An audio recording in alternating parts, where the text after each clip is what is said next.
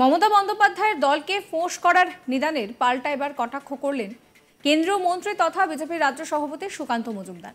এদিন সাংবাদিক সম্মেলন করে সুকান্ত মজুমদার বলেন যে সাংবিধানিক পদে বসে থেকে হুমকি দিচ্ছেন মমতা বন্দ্যোপাধ্যায়। বাংলার মানুষের উপরে অত্যাচার করার কথা তার কর্মীদের বলেছেন। আপনি যদি ভাবেন যে বাংলার জনগণের উপরে অত্যাচার করবেন তাহলে বিজেপি চুপ করে বসে থাকবে, সেটা হবে না। পাশাপাশি সুকুমার রায়কে উদ্ধৃত করে তিনি বলছেন যে সুকুমার রায় হয়তো এনাকে ভেবেই লিখে গিয়েছেন যে সেই সাপ জ্যান্ত গোটা তুই আনত।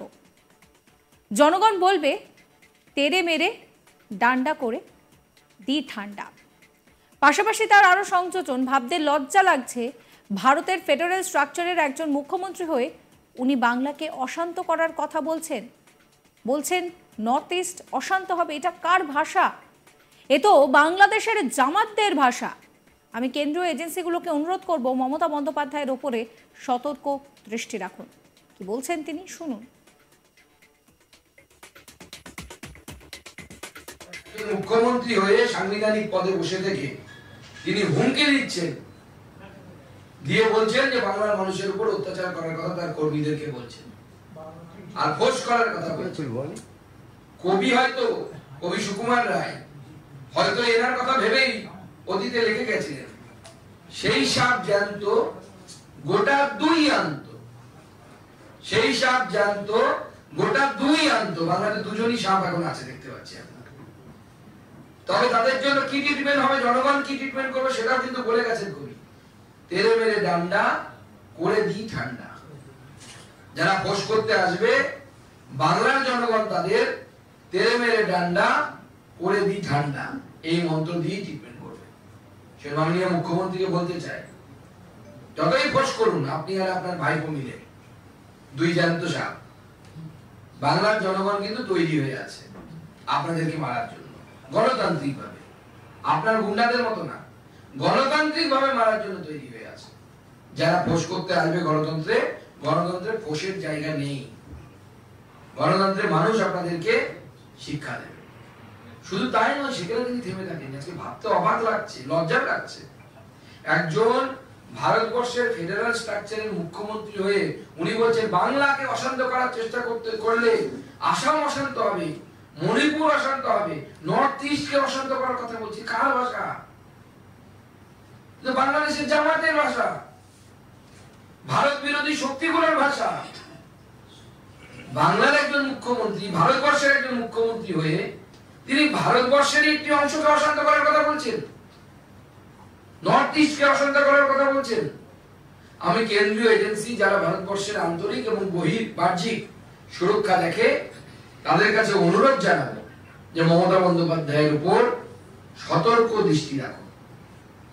কারা, কোন কোন বিদেশি তারা মমতা বন্দ্যোপাধ্যায়ের সাথে বৈঠক করছেন, বা মমতা বন্দ্যোপাধ্যায় কোন কোন বৈদেশিক শক্তির সাথে বৈঠক করছেন, আগামী দিনে আমি অনুরোধ করব কেন্দ্রীয় এজেন্সিগুলোকে তার প্রতি তীক্ষ্ণ নজর রাখা।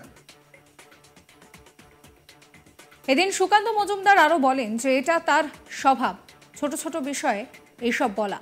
মমতা ব্যানার্জি তার কথা পাল্টে বিজেপিকে কটাক্ষ করছেন। আমি আমার রাজ্যের মুখ্যমন্ত্রীর জন্য লজ্জা বোধ করি।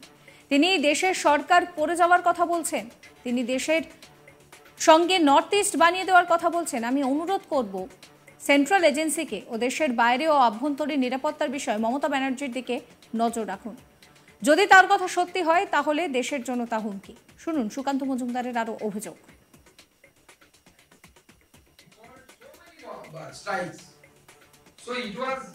She was the pioneer of calling the band and strike in the state. In every incident, when she was the opposition leader, at that time, he called so many strikes.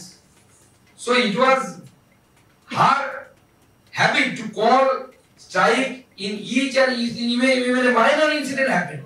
In that case also Mamata Banerjee called strike, and now the same Mamata Banerjee has changed her voice, and he is accusing BJP as well as the court, Honorable Calcutta High Court, for not banning the strike. It is really surprising for us as well as those people also. Those are the old TMC workers. See, this is really is of great concern, as well as I feel it is shameful also, as my chief minister, the chief minister of my state, is talking about the toppling of the northeast of this country.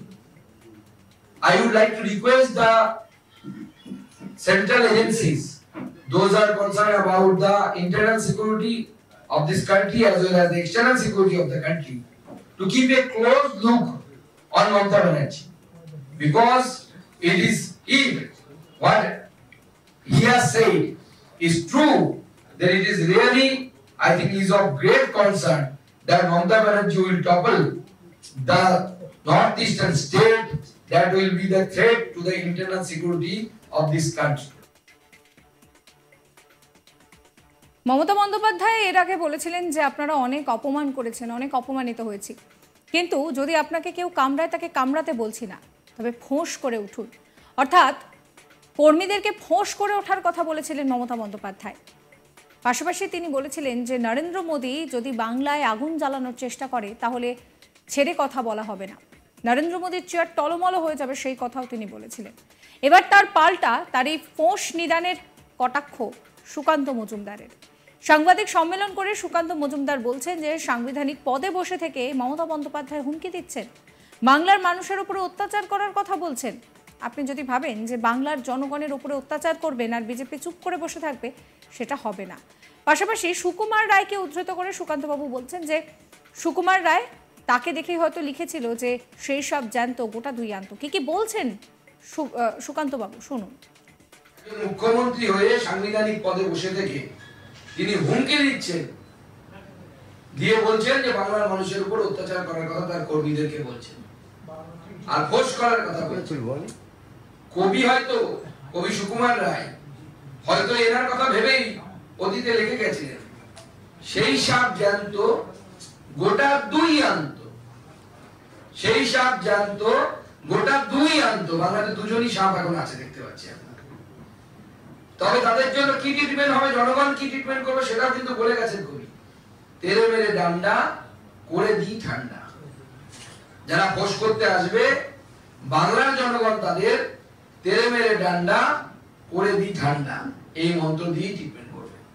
সে মাননীয় মুখ্যমন্ত্রীকে বলতে চাই, যতই force করুন আপনি আর আপনার ভাইপো মিলে, দুই জ্যান্ত সাপ। বাংলার জনগণ কিন্তু তৈরি হয়ে আছে আপনাদেরকে মারার জন্য, গণতান্ত্রিক ভাবে, আপনার গুন্ডাদের মতো না, গণতান্ত্রিক ভাবে মারার জন্য তৈরি হয়ে আছে।